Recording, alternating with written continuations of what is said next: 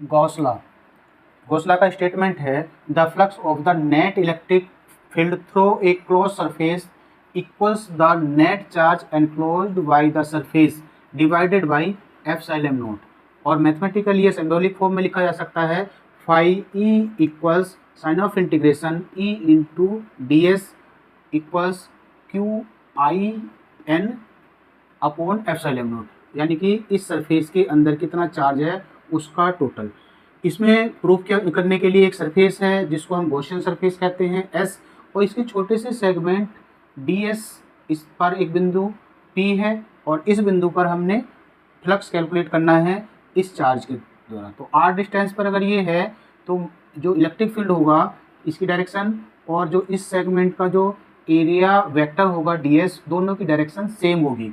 जब दोनों की डायरेक्शन सेम होगी तो उसके लिए आ जाएगा डेल्टा फाई, इस छोटे से सेगमेंट के द्वारा delta phi equals E into d s cos zero, क्योंकि कॉस दोनों के एक ही डायरेक्शन होने की वजह से थीटा जीरो हो जाएगा। तो ये आ जाएगा डेल्टा फाई इक्वल्स 1/4 ई की वैल्यू रखेंगे जो कि पॉइंट पी पर ड्यू टू चार्ज क्यू था E equals 1/4 epsilon naught q upon are square. तो ये वैल्यू रखी और ये आया था D S.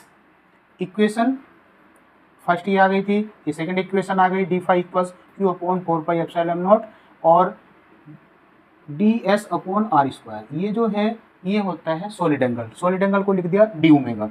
Net flux through surface S, ये तो छोटे से सेगमेंट से आया था, अगर पूरे सरफेस से हम कैलकुलेट करेंगे फ्लक्स कितना गुजर रहा है तो आ जाएगा, इसका इंटीग्रेट कर देंगे d phi equal sign of integration q upon 4 epsilon naught d omega, ये कॉन्स्टेंट है बाहर आ जाएगा और डी ओमेगा का जब इंटीग्रेशन करेंगे तो सॉलिड एंगल की जो वैल्यू होती है वो होती है 4 पाई। 4 पाई से 4 पाई कैंसिल हो जाएगा तो फाई इक्वल्स आ जाएगा क्यू अपॉन एप्सिलॉन नॉट। ये ही क्या है, गॉस लॉ है।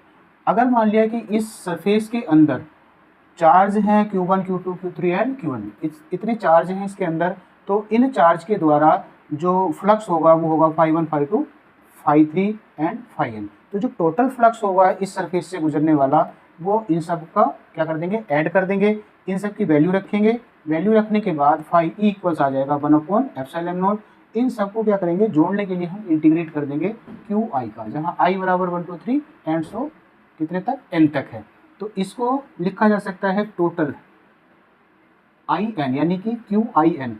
तो फाई ई इक्वल्स आ जाएगा 1/4 epsilon naught q i N.